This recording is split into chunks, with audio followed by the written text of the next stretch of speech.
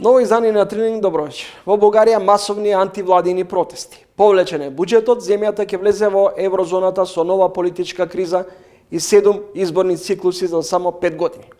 Претседателот Румен Радев побара нови парламентарни избори. Демонстрантите јавно говорат за масовна корупција и социјално незадоволство. Нашиот источен сосед важи за втора најкорумпирана членка на Европската унија, веднаш зад Унгарија. Бојко Василев е афирмиран ТВ автор на емисијата Панорама на јавниот сервис во Бугарија. Василев во интервју за Трилинг на почеток околу состојбите во Бугарија. Политическата криза беше од околу 4-5 години. И тя започна 21 година и завърши миналата година с сформирането на правителството, което управлява в момента, което е едно сложно коалиционно правителство. От друга страна, икономическа криза в България няма и не е имало. Никога българите не са били по-богати. Друг е въпросът дали те признават това.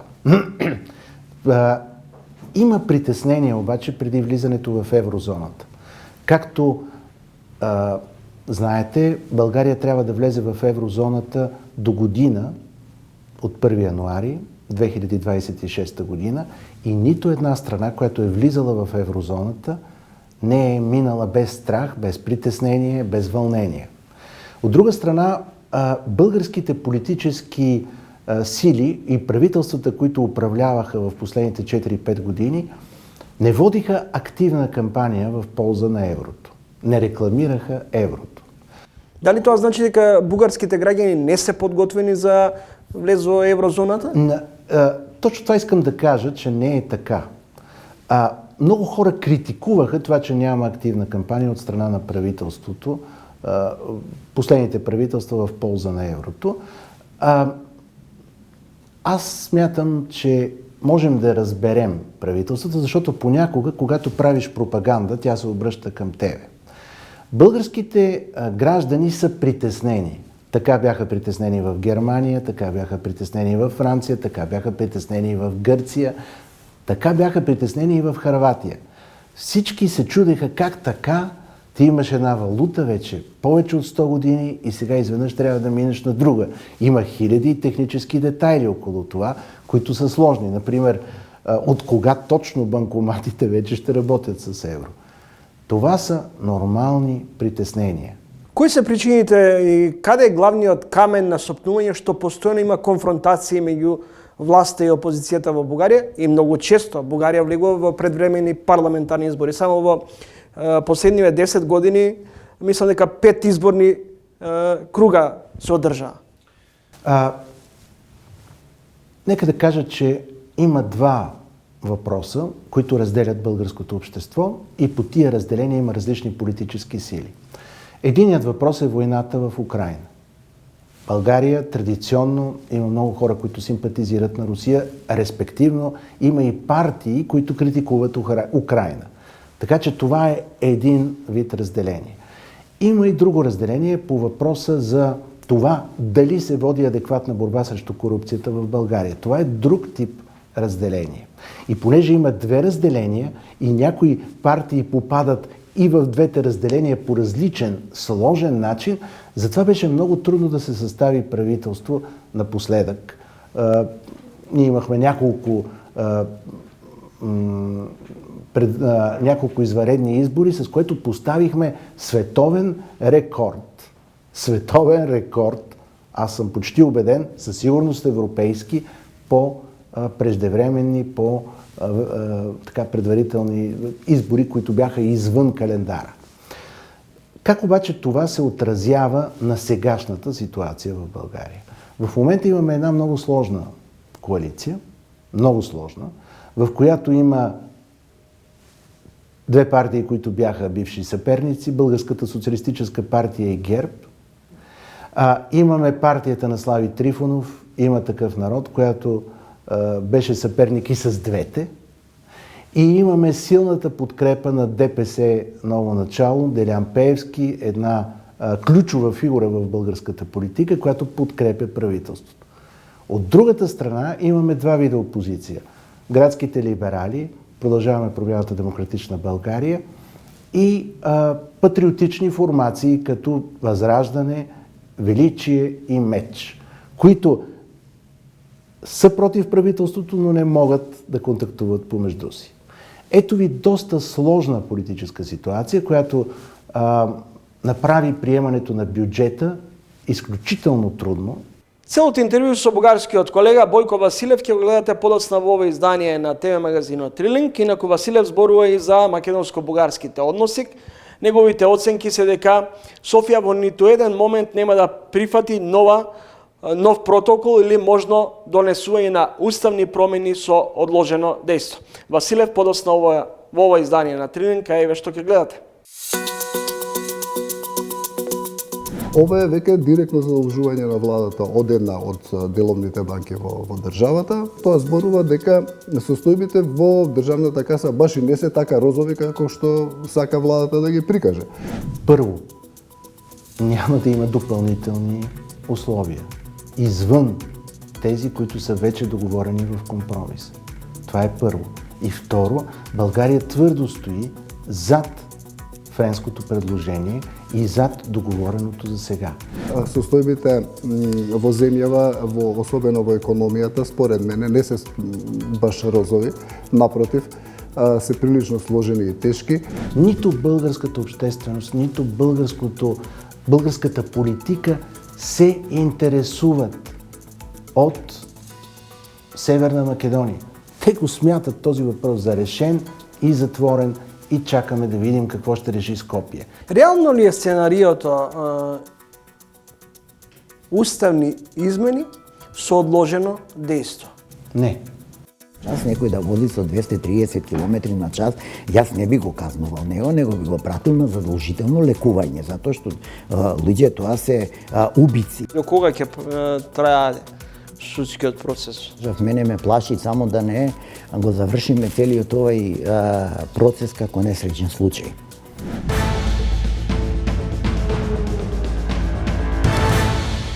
Во собранието почна пленарната седница за буџетот. Во Бугарија социјални протести поради обемната државна каса и егоизмот во фаворизирањето на приходите за државната администрација.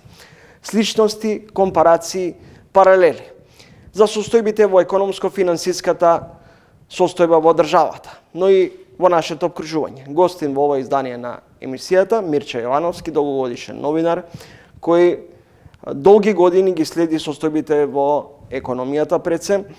Јовановски, дали внимателно го слушаш премиерот Мицковски околу неговите економско-финансски планови, проекции и ставови? Знам на што алудираш, на твојот претходен гостин од минатата недела, колегата Теменугов. Да, секако, колку што времето дозволува, секојдневно ги следиме неговите настапи, неговите пресконференции, изјави кои што ги дава по дали кога оди на некој дневни настан или во собранието или на пресови во владата, така да се обидуваме да го следиме колку што можеме подобро. Колку ставовите, владините политики во креирањето на економско-финансиската слика на државата се отсликуваат на реалната, фактичката состојба во државата? Па да бидам искрен, вака прилично тешко прашање да се одговори со едноставен одговор. Премиерот ги кажува дневно проблемите со кои што се соочува владата, најчесто одговарајќи на новинарски прашања кои што пак мора да забележам многу често и се повторуваат. Од негова страна очекувано е тој да биде оптимист и да ги брани политиките кои што ги спроведува владата. Од друга страна, состојбите во земјава, особено во економијата, според мене не се баш розови, напротив, се прилично сложени и тешки. Како годинава, така и очекувам да биде и во наредната година, имајќи во предвид дека и на меѓународен план работите не стојат добро. Пред се мислам на руската инвазија врз Украина и покрај напорите што се прават, нели, таму ситуацијата да се смири. Гледаме со какви се пречки се соочуваат меѓународните фактори кои што се обидуваат да стават крај на тој воен конфликт, но имајќи ги предвид и нашите домашни прилики, а што произлегуваат од она скенирање кое што го направи Европската Унија и состојбите кои што се посочени во последниот извештај за Македонија, каде што се зборува за состојбите во јавниот долг, за состојбите во јавните финансии, за капиталните инвестиции, подготвеноста на државата за интегрирање во Европската Унија и така натаму. Министерката за финансии Кочовска вели дека буџетот вака како што е креиран за идната година е така планирано што ќе има пари за се. Ако е така, дали не очекува економски препород или можеби колапс? Не. Да. Имајќи во предвид дека треба да отплатиме стари долгови, но се најавуваат и нови задолжувања. Ниту едното, ниту другото. Значи, ниту економски препород, ниту економски колапс. Значи, не очекувам за наредната година, но очекувам многу сложени состојби во економијата кои што владата ќе мора да ги менаџира.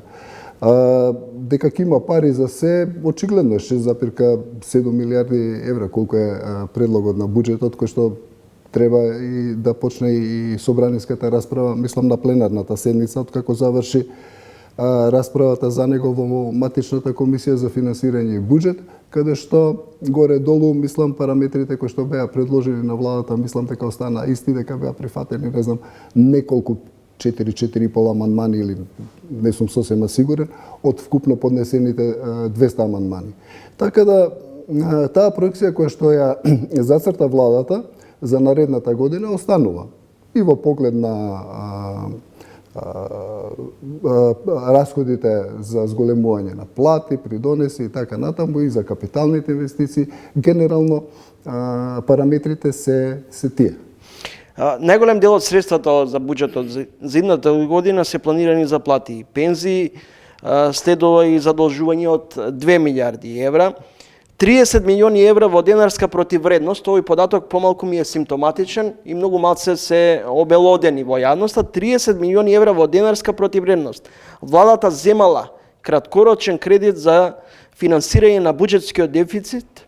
Дали ова за вас не е индикативно? Да, многу и мене ме изненади тој податок. Тоа се случи деновиве. И тоа од НЛБ банка. Да. Значи, владата обично своите потреби ги алиментира преку издавање на државни харти од вредност, каде што има аукции, каде што банките ги купуваат тие државни харти од вредност со одредена рочност, одредена камата и така натаму. Ова е веќе директно задолжување на владата од една од деловните банки во државата, вие спомнавте која. На кој начин е тоа направено не ми е познато. Прилично помина тој податок под радарот, да кажам, на јавноста, но индикативно е, според мене, тоа зборува дека состојбите во државната каса баш и не се така розови како што сака владата да ги прикаже. Да не заборавиме уште еден момент кој што се случи деновиве, станува збор за враќањето на мој ДДВ кон голем број корисници, доцнеше, значи после рокот, тоа се случува за прв пат, што беше објаснето нели со погрешни информации од страна на граѓаните или со некои други фактори, што мислам, барем кога станува збор за граѓаните, можам и лично да посведочам дека не е тоа точно и со мои колеги каде што исто така им доснеше, не станува збор за големи износи на пари, но е симптоматично дека една вообичаена пракса се пролонгираше. И сега со овој кредит што се зема непосредно од една деловна банка за покривање на потребите на буџетот, очигледно има потреба од такво нешто, штом се преземаат такви мерки. Што значи ова за стабилноста, финансиската стабилност на државата, имајќи го предвид овој перманентен начин на задолжување на државата? Па добро, мислам дека државата има, Министерство за финансии и владата имаат соодветни стратегии за управување со јавен долг, за задолжување и така натаму, така да не очекувам дека се отстапува многу од тие параметри. Сега, додуше, ако го земеме нивото на јавниот долг, веќе отстапува од вообичаените, нели, оние 60% што се максимален износ, но тенденцијата е тоа да се сведе на 60 и да оди под 60% од бруто домашниот производ, кога зборуваме за јавниот долг. Овие тековни задолжувања, мислам секоја влада ги прави во секоја држава. Тие се можеби има дисбаланс помеѓу моменталните приходи во буџетот и расходите, па има потреба од краткорочно задолжување за да се надомести тој праг, но не знам, немам информации на што точно се должи, да речем конкретно ова краткорочно задолжување. Ивановски, најавите на владата се дека идната година капиталните инвестиции ќе бидат главен двигател за раст за економски раст. Дали капиталните проекти може да придонесат за обезбедување на БДП од 4%? Значи, главните капитални инвестиции од буџетот наредната година ќе бидат насочени, како што посочи и од владата, во финансирање на автопатиштата што ги гради конзорциумот Бехтел и Енка. И тие секако ќе придонесат во зголемувањето на порастот на бруто домашниот производ. А од друга страна, да речем, сосема нема информации околу унгарскиот кредит кој што беше наменет за компаниите пред се. Има, владата прави отчет околу проектите за општините, но и тука треба да видиме колку од тие проекти ќе овозможат дополнителен економски раст, но кај компаниите засега останува безмалку тајна кој ги добил тие пари, зашто се наменети и така натаму. Тоа ми беше едно од следните прашања. Дали ние, па и пред се компаниите, во изминатиот период видоа ефект од 1 милиарда унгарски кредит, од договорот со Велика Британија за кредитирање? За Велика Британија е премногу рано да се зборува, да речем, за било какви ефекти, бидејќи уште нема ништо земено, нели? Тие се некои видови гаранции кај што ќе овозможат на државата да се задолжува под поволни услови на меѓународниот пазар. За кредитот од Унгарија, јас и во други прилики имам кажано дека според мене, да речем, многу полезно ќе беше тој кредит да се искористеше како што се искористи половината од него за отплаќање на долгот кон странство, бидејќи станува збор за релативно поволна камата, отколку да се дисперзираат тие средства кон општините, не дека не им требаат пари на општините, далеку од тоа, мислам. Меѓутоа, мислам дека повеќе внимание треба се посвети на зајакнување на капацитетите на општините да ги користат сопствените извори на средства. Нешто што се направи прв чекор неодамна преку формирање одредено тело каде што ќе им помага на општините во таа насока. Мислам дека тоа требаше многу порано да се направи, многу порадикални чекори да се преземат на тој план, бидејќи кај општините има многу од нив не ги прибираат ни сопствените средствата, ниту што им припаѓаат од данок на имоти и од други извори. И некако се премногу насочени кон државниот буџет. Ќе имаме ли капацитет да ги реализираме средствата од британските пари? Па тоа е големо прашање. Еве гледаме дека и овие најави дека ќе се отвараат многу голем број на градилишта во државата кај општините, дека и тоа представува проблема, станува збор за многу помал износ, да речем 100 милиони или 250 милиони евра. Така да, ако се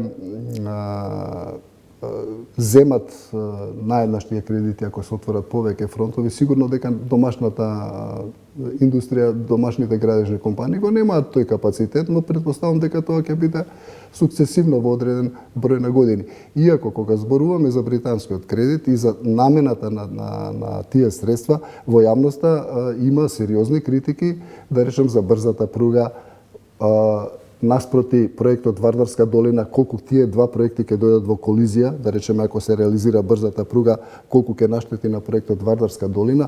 Тука мислам дека недостига една посериозна јавна дебата да се видат придобивките, да речем за едната или за другата работа и дали може тие паралелно да екзистираат. Следите три гости во емисијата Мирча Ивановски, долгогодишен новинар. Ивановски, дали ја зеде ноемвриската пензија?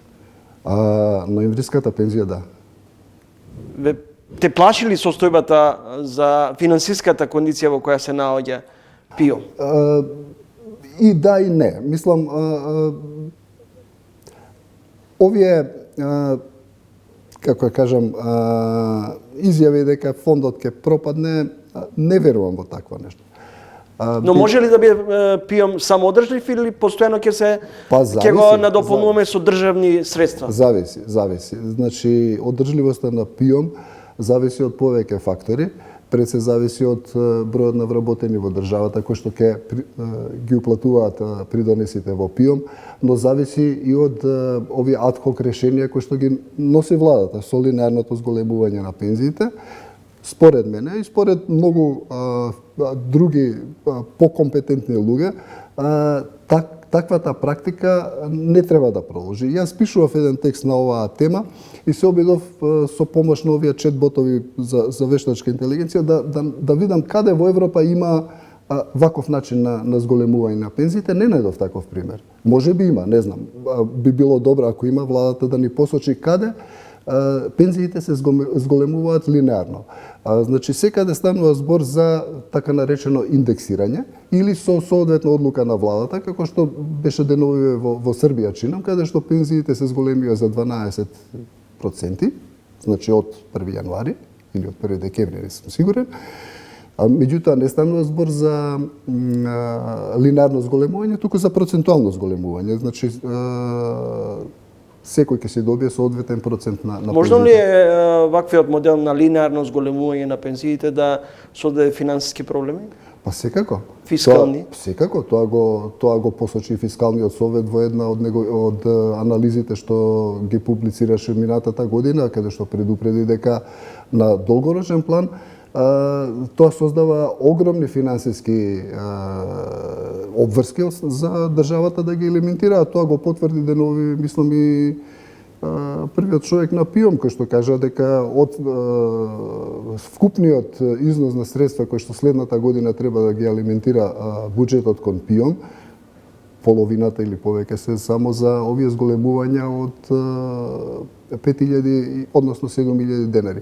Тука сакам една работа да додадам, да нема нејаснотија. Значи, никој, ниту јас, ниту било кој во државата не е против да им се помогне на луѓето кои што имаат навистина мали, ниски примања и пензии. Тоа треба да се направи. Но големо е прашањето дали тоа треба да се прави на ваков начин преку пензискиот фонд, кој што сепак се темели на уплатите кои што сите вработени ги уплаќале во фондот во текот на работниот век.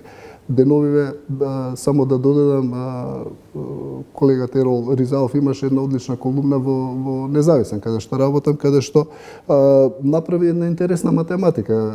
Значи, ако е сега нето платата просечна 45.000 денари, односно брутото ако е 68.500 денари, значи давачките се некаде околу 23.000 денари месечно од бруто платата. Од кон фондот за пиом е речиси 19%. И тој направи една интересна математика дека човек кој што работел да речем 40 години, значи полработен стаж, со просечна плата како сегашната, значи вкупно за придонеси во својот животен век, работен век всушност уплатил за придонеси 180.000 евра. Нели, ако се направи пресметка според сегашната вредност на просечната плата и давачките, од тоа значи за пиом околу 100.000 евра. Ако се има во предвид дека просечниот животен век во државата е 73 години, а се оди во пензија на возраст од 64 години, за мажите, односно 62 за жените, излегува дека значи тие 100.000 евра би требало да ги земе за наредните десетина години како бруто примање. Што значи дека потребни се реформи во пиом, кои што ќе овозможат соодветен пораст на пензиите, пак да повторам дека во најголемиот број држави се применува индексирање врз основа на трошоците на живот и на растот на просечната плата. Некаде се применуваат некои други модели, но мислам дека тој принцип треба да се задржи и кај нас, а на најзагрозените лица да им се помогне на друг начин преку социјални мерки кои што може да ги донесе владата. Дали овие економски политики се во насока на купување на социјален мир и продавање на гол популизам, кога во ситуација кога немаме резултати на пример на меѓународен план? Може и така да се протолкува. Мислам дека најавата за линарното зголемување за пензиите за 5000 денари беше од главните адути на ВМРО ДПМН за последните парламентарни избори. Мислам дека тоа беше мамката, јадицата, да кажам, која што беше фрлена кон голема популација. Станува збор за 300 и колку илјади пензионери, тоа не се малци луѓе, кои што мислам дека повеќе станува збор за популизам. Од каде толку голем кеш на пазарот на недвижности? Се купуваат станови, а во меѓувреме па расте и квадратурата на стан. Цената стигна до 3000 евра. Очигледно станува збор за големо поле каде што сивата економија царува. Што ми има толку кеш во државата и кој што се движи на таков начин, мислам дека тоа е пресен резултат на сивата економија. Од друга страна, кога станува збор за градежништвото, точно е, дури правевме некои споредби со цени на стан во Лондон, значи зборуваме во поелитните квартови, значи со стан во Скопје, разликата не е голема, што мисламе загрижувачки би рекол, бидејќи Лондон знаеме дека е еден од неколкуте главни центри во светот, економски и финансиски и секаков, каде што недвижности се многу скапи. Благодарам за издвоеното време и гостувањето. Ви благодарам и вам. Мирчо Јовановски, новинар.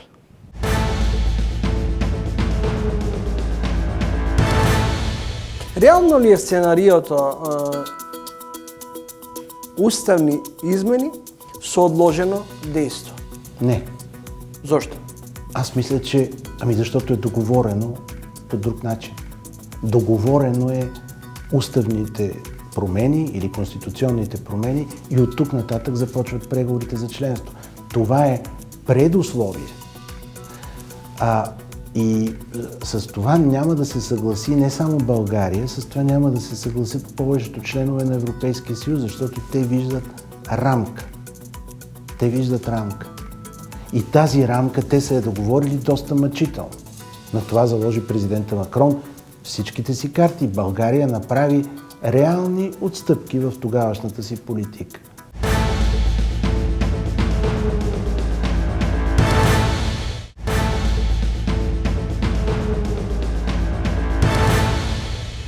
Господин Василев, ќе се осврнеме на македонско-бугарските односи.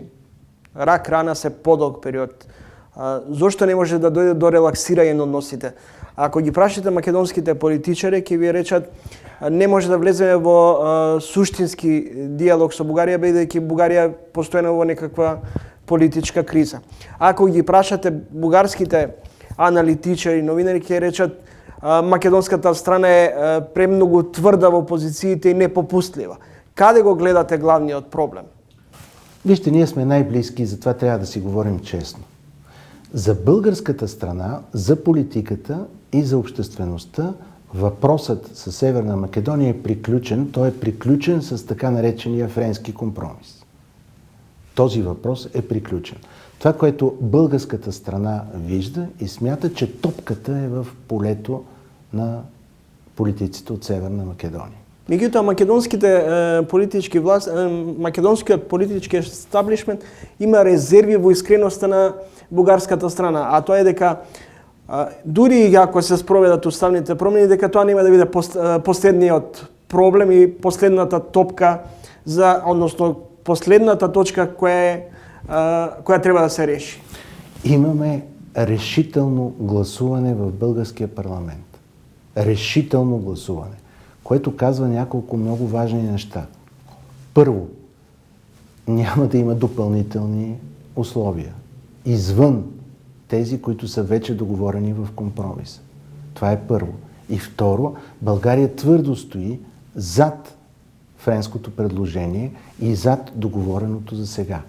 Това, ако не може да успокои обществото в Северна Македония, не знам какво. Вижте, пак казвам, нека честно да кажем как стоят нещата. Имаме два документа на терена. Единият е влизането на българите в Конституцията, което е единственото решаващо условие, за да може Скопие да започне преговори с Европейския съюз. Имаме и договор, който сме подписали заедно 2017 година. Тези неща са твърди, не просто защото трябва да се изпълнят под някакъв натиск, а защото не може да бъдеш реално европейска страна, ако кажеш, добре, ще изпълня първото, няма да изпълня второто. Добре, подписал съм договор, но сега няма да го изпълня. Добре, подписал съм договор, но това е било предишното правителство и сега аз няма да го изпълня. Има реален шанс. И аз като човек, който много обичам вашата страна и народа, ви казвам, че има реален шанс, прозорец на възможности. И този прозорец на възможности се създаде след като Християн Мицкоски спечели местните избори решително тук в Северна Македония. И сега той може спокойно да направи крачката и Северна Македония да тръгне по европейския път. Тази крачка е изключително проста, изключително ясна. Да влязат българите в Конституцията, както сме се договорили. И както сте се договорили не само с нас, а с целия Европейски съюз. От тук нататък Северна Македония започва нормален преговорен процес, както преговаряха всички останали страни, включително и България.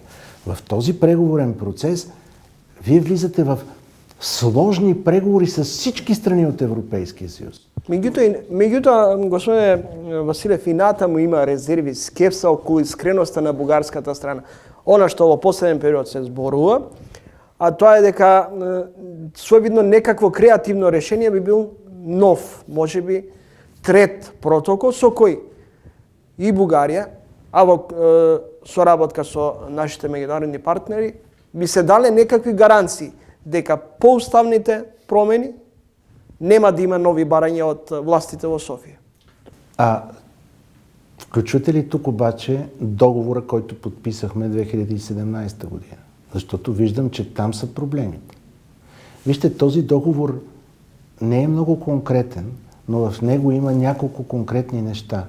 И не можем да се договорим да не спазваме договора, който сами сме подписали. Това е голямо нещо и понякога го забравяме. Някак си оставяме го в страни, защото преговорната рамка, която договорихме, която договорихте с Европейския съюз, тя включва и този договор. Не може да кажем, айде сега да се разберем, да си затворим едното око и това, което договорихме в договора, да не го спазваме. Много важно обаче тук са две неща. Много важно са две неща. И аз го казвам с искрена любов, отново казвам. Между другото, много малко хора ще намерите в България, които първо разбират истински нещата в Северна Македония и второ се интересуват от нея. Аз ви казвам в момента, за мое съжаление, нито българската общественост, нито българската политика се интересуват от Северна Македония. Те го смятат този въпрос за решен и затворен и чакаме да видим какво ще реши Скопие. Аз обаче се интересувам. Аз се интересувам, защото мен ме боли. Аз искам Северна Македония да започне преговори с Европейския съюз, защото това е огромен шанс за вас. Две неща обаче са важни. Първо, иска ли го това политиката в Македония? Второ, иска ли го това обществото? На тези въпроси вие трябва да отговорите много сериозно. Защото ако политиката в Република Северна Македония намира различни предлози, за да не започне преговори с Европейския съюз, тя винаги ще ги намери. Вчера Гърция, днес България, утре може да се окаже Албания. Могат да се намерят различни предлози. България беше облагодетелствана, защото тя започна преговори в други времена, когато в българското общество имаше голям консенсус за Европейския съюз. Не виждат... Споменавте во текот на разговора дека има проблеми во последниот подпишан договор меѓу тука го гледате 2017. Зошто? Кои се спорните Ами елементи не, за вас по-скоро там? вие трябва да кажете, за нас няма проблеми. Вие трябва да кажете, защото виждам, че има сезиране вашия Конституционен съд по този въпрос, че някакви части от този договор не искате да ги спазвате. Това е проблем, който е тук, в Република Северна Македония. От наша страна няма никакъв проблем да се спазва този договор. Разбирате ли? Може би не съм се изразил добре. Беше сезиран Конституционния съд, имаше конституционна жалба, вашия Конституционен съд, за това, че някаква част от договора може и да не се спазва, да се денонсира, че не е добре. Говорят представители на Република Северна Македония за това, че в този договор не е сключен добре, че има неща, които ощетяват вашата страна, само че той е сключен. За добро или за лошо, този договор е сключен и, както казват в Европейския съюз, пакта sunt servanda, трябва да се спазват договорите. Искам да кажа обаче нещо много важно. Много важно. Има прозорец на възможностите, както казах. Но този прозорец на възможностите може да се реши в полза на Република Северна Македония, ако политиците от ВМРО ДПМН, водещите политици в момента, се опитат да създадат климат на разбирателство и доверие. Климат на разбирателство и доверие. Защото виждам едно. Казва Муртезани, че ще се създаде такъв климат на доверие между двете страни. От друга страна, казва външния министър, че България е виновна за всичко отново. И България блокира Република Северна Македония, което не е вярно. Затова аз мисля, че можем да опитаме всички.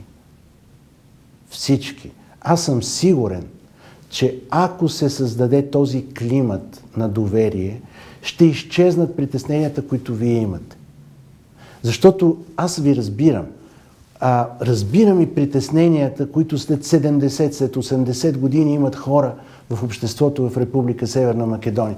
България ще ни посече, България ще ни блокира, България тепърва почва с условията. Не е така. България и много хора в България имат искрен интерес Северна Македония да успее. Вие да бъдете един голям, успешен, силен член на Европейския съюз, един прекрасен съсед, който България има. България първа призна Република Македония и България има интерес от това да бъде самостоятелна, независима и силна. Господин Василев, настрана политичкиот дел. Што правиме со делот на Историската комисија, која за жал некако беше свесно или несвесно внесена и во делот на преговарачката рамка. Околу историските прашања. Има диаметрално спротивставени размислувања. Еве да го земеме како пример ликот и делото на Гоце Делчев. Бугарската страна зборува за кој е Гоце Делчев, македонската има сосема поинаков став во однос на Гоце Делчев. Како овие разлики околу историските нејасноти би се надминале? Нека да кажа така. За добро или за лошо историческата комисия е единственият конкретен елемент от договора между България и тогавашната Република Македония през 2017. Нали така? Малко конкретности има в този договор, но това е една от малкото конкретности.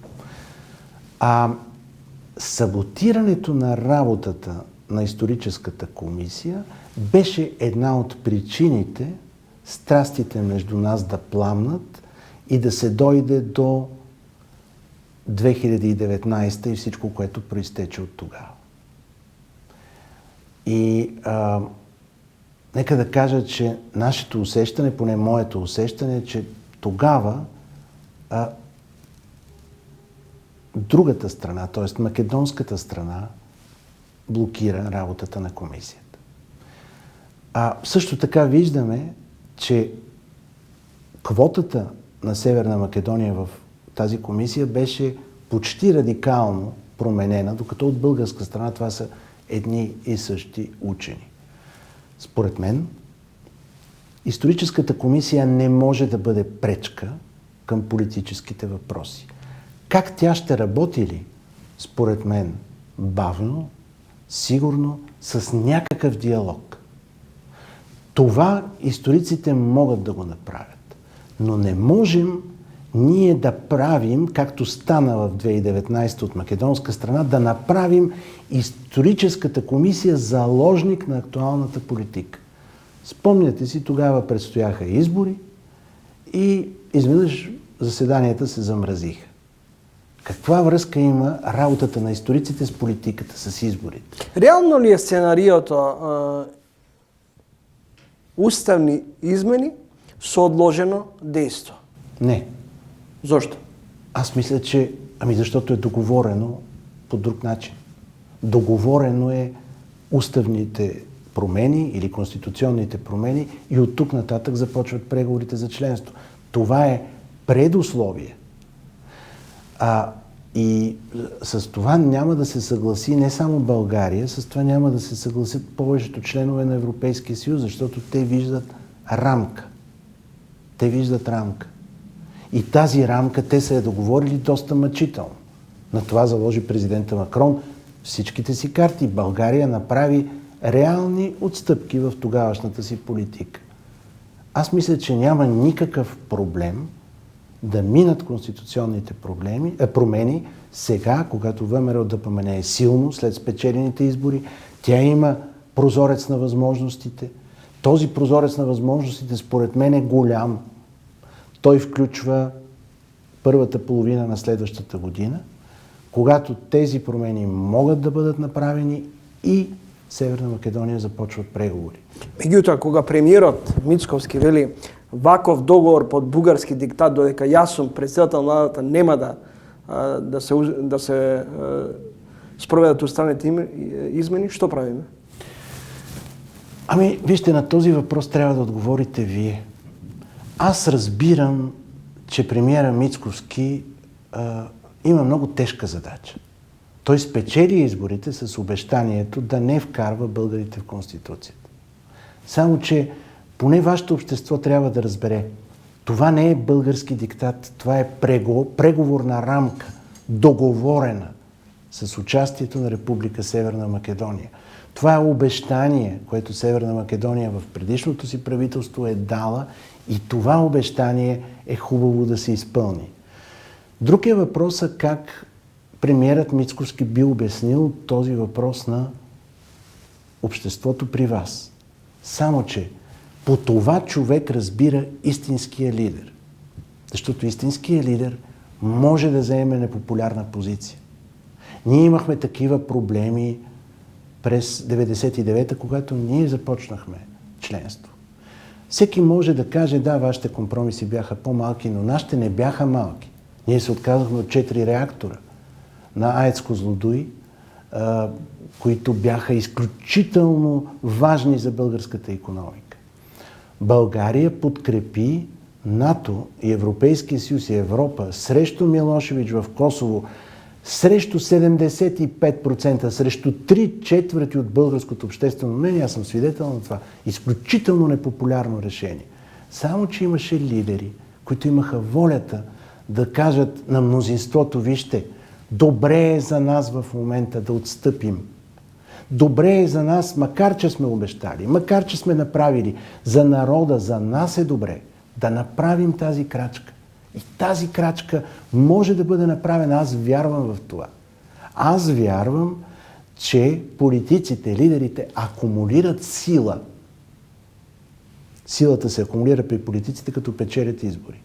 Печелиш парламентарни избори, печелиш президентски избори, печелиш местни избори. Акумулираш сила. За какво ще използваш тази сила? За мен, истинският лидер ще използва тази сила за доброто на своя народ. И ще каже, добре, както сме се договорили, тръгваме към Европейския съюз. Стига да иска. Благодарам за разговорот.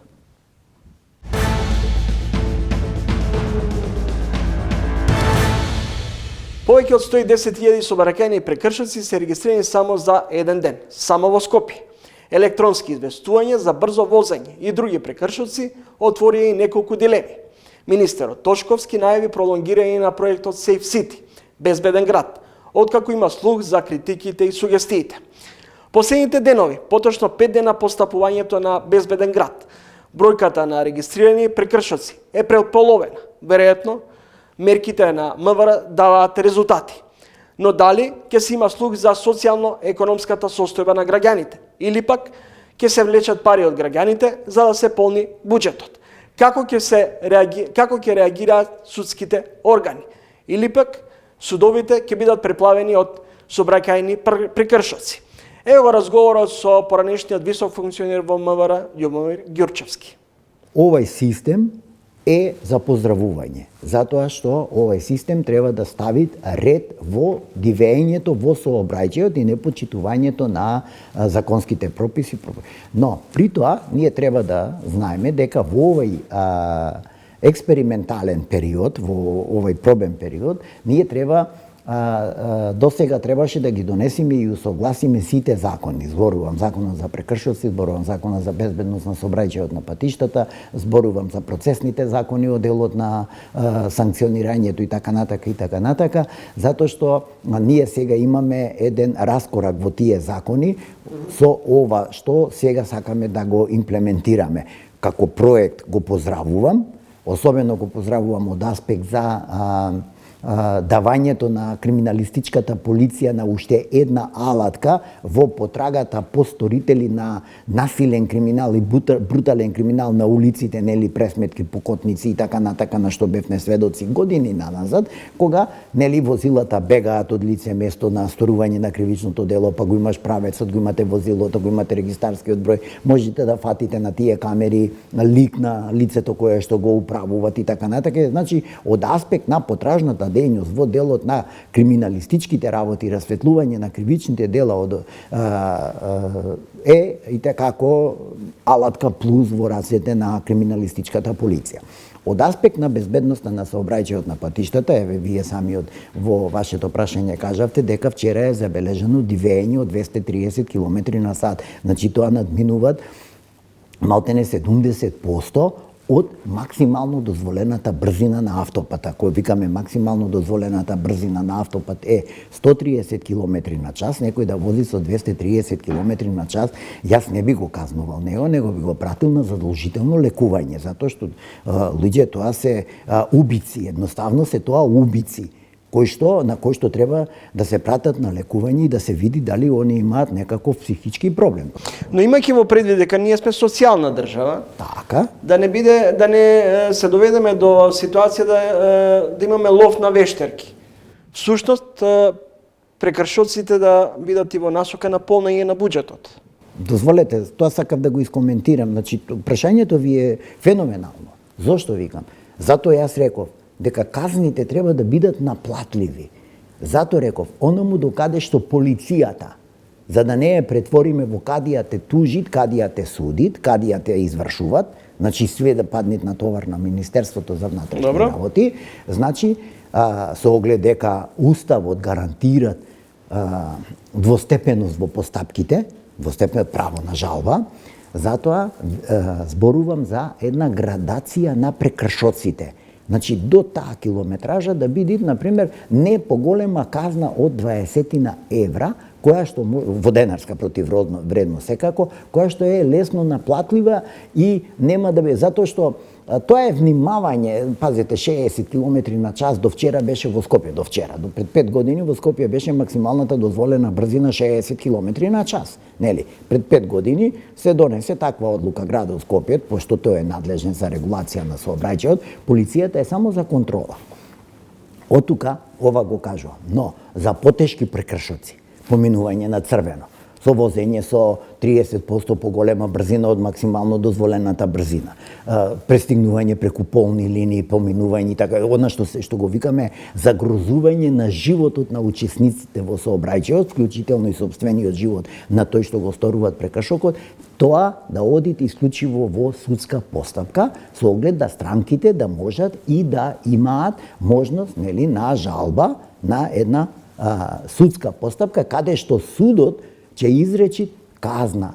Тамо казните треба да бидат од 300 евра па нагоре. Господин Ѓурчевски, системот Безбеден град откри низа на слабости. Граѓаните добивале известување за прекршоци иако не возеле. Постои ли опасност од манипулација и злоупотреба на личните податоци?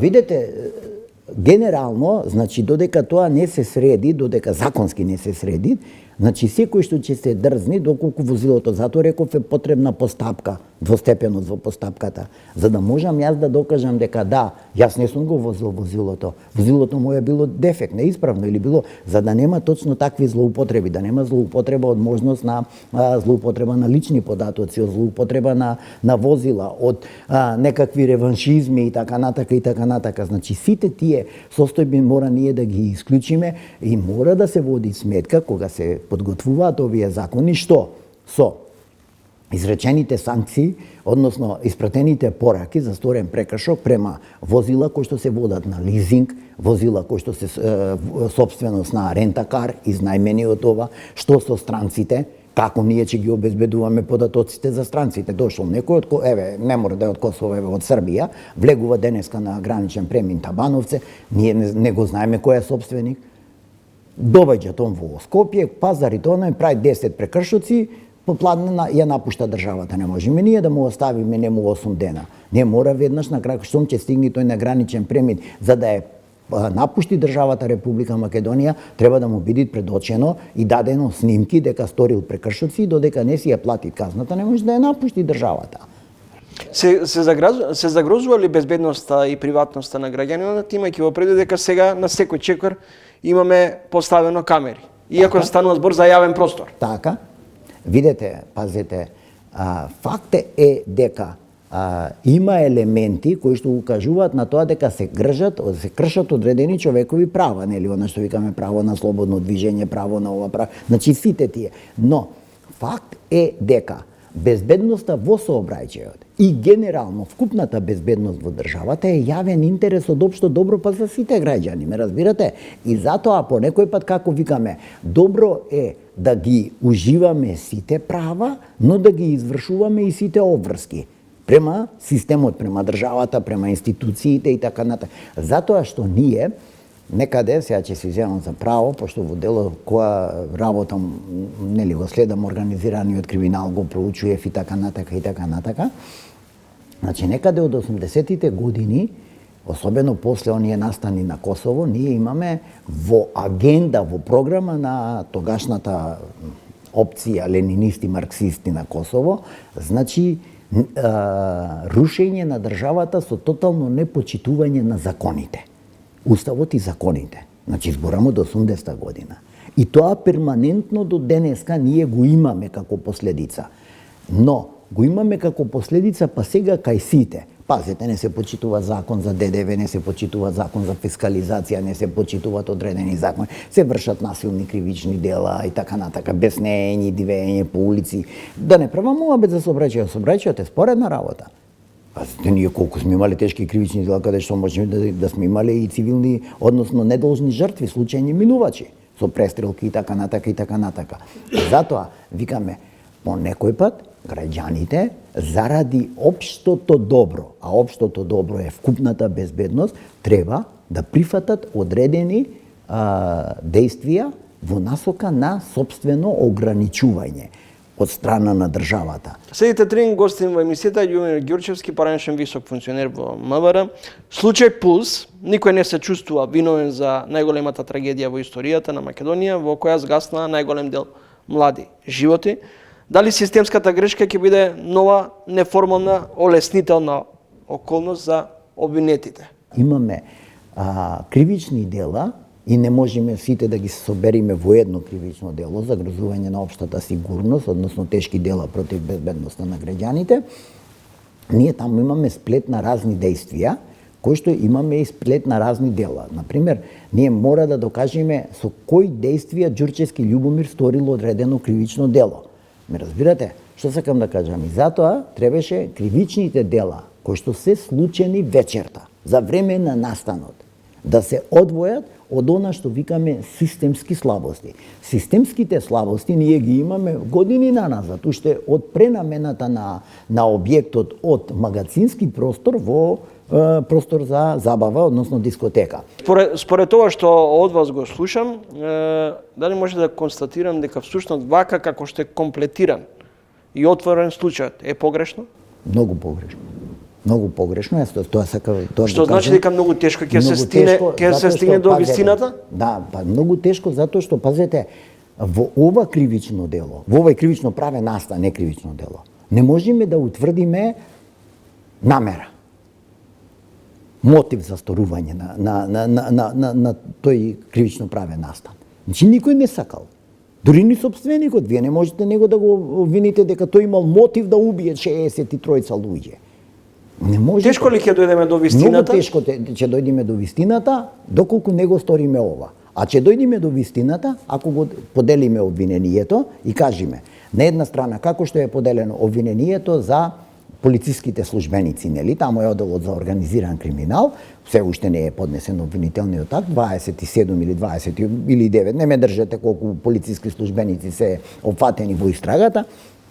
Таму значи ќе дојдеме кој издавал согласност, сообраќајна согласност, кој издавал противпожарна согласност, дали имало корупција, немало корупција и така натака, кои действија требало да ги превземи полицијата, а не ги превзела години назад, но и вечерта.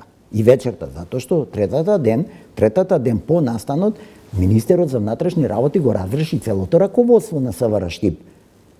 Неговото, тој што го постави, и тоа раководство, и целото, и господа, јавни обвинители, еве ви, работете, докажувајте. Господин Ѓурчевски, до кога ќе трае судскиот процес? До крај до заборав на последиците? Јас во една прилика во еден друг медиум кажав, мене ме плаши само да не го завршиме целиот овој процес како несреќен случај. Мене тоа ме плаши, а има виновници, има кривични дела, особено она што викам вечерта, непосредно кога е настанот, но има и други дела системски кои што се провејувале. Зошто градоначалникот без надзор потпишал согласност за реконструкција, односно пренамена на објектот. Зошто државниот пазарен инспекторат не извршил 10 години, не извршил надзор. Дали тој има лиценца, дали нема лиценца и така. Полицајците не знаат, не се разбираат они од тоа дали има лиценца, дали е легална или не е легална. Него составен дел на Министерството за економија, кое што е надлежно за издавање на лиценци, е државниот пазарен инспекторат, нели? И затоа тој си има овластување за да изврши надзор и контрола. Зато реков, системските слабости се таму големи, но големи се и пропустите вечерта. Кога зборам вечерта, кој дозволил обезбедувањето? Дозволило некој да внеси пиротехника. Ама тоа била музичката група, бе не ме интересират, не може тој не е безбедно тој да внеси пиротехника.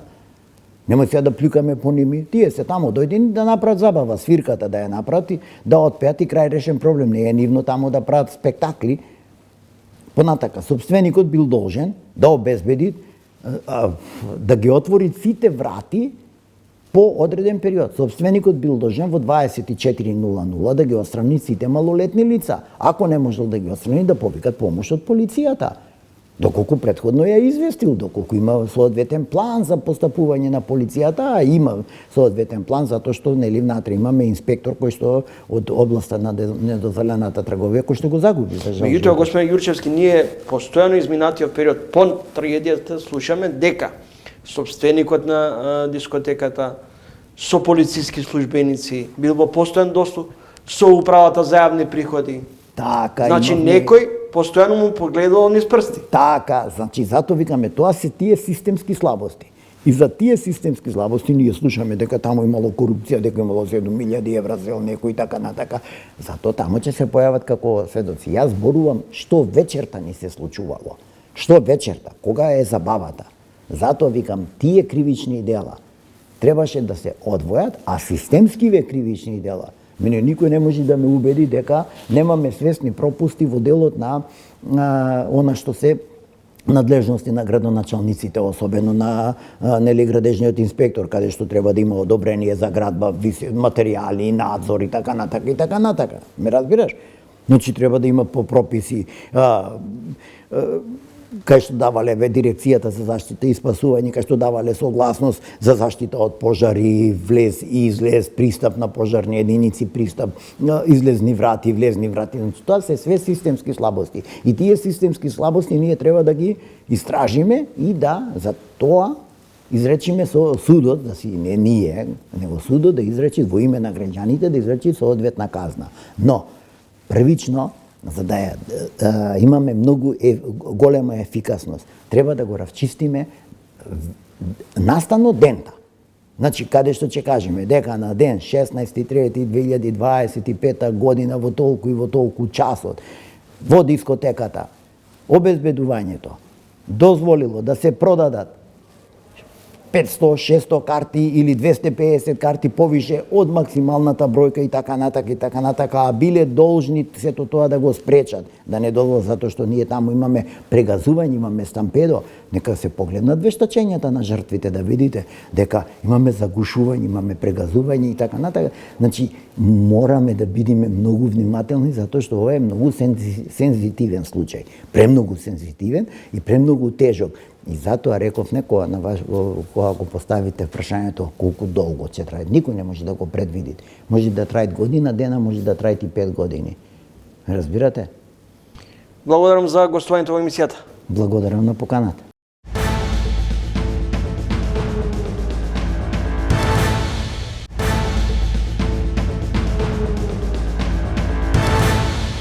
Следите Триленка во продолжение рубриката Знаење што менува. Маркетинг директорката Јована Атевски се осврнува на темата насочено учење со ментори и самоук пристап. Тема која е особено важна за сите што сакаат да напредуваат, но не знаат како правилно да го започнат процесот. Зошто структурирано учење создава побрзи и појасни резултати? Како менторската поддршка го скратува патот до професија? Кои се најчестите грешки кај луѓето што учат сами без насока?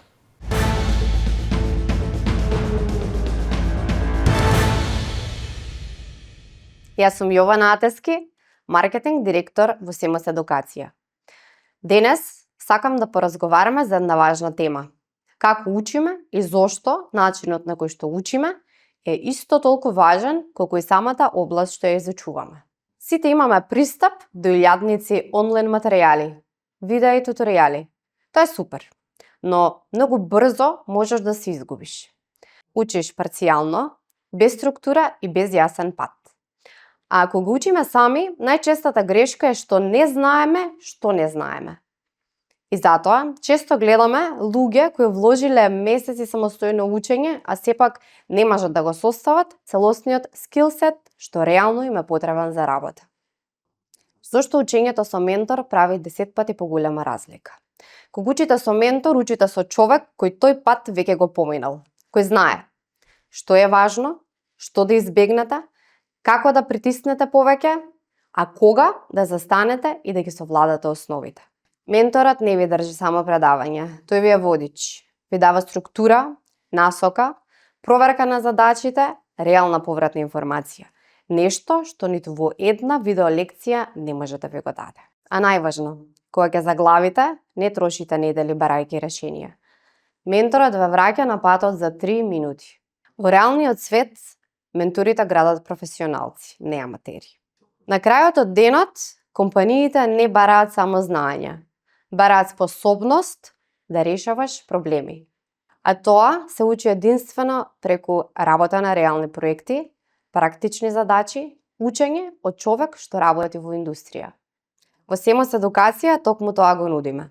Учење директно од практичари кои секој ден работат во компаниите што студентите утре сакаат да бидат дел од нив.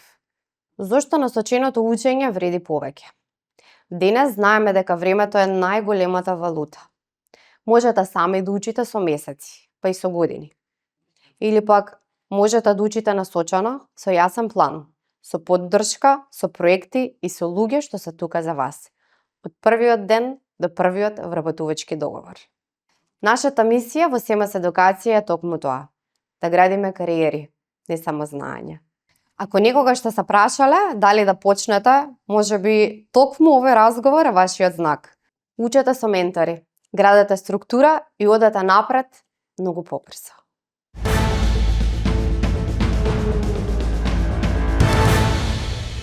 Толку за вечерашното издание на ТВ магазинот Трилинг. Довидување до идниот петок во исто време.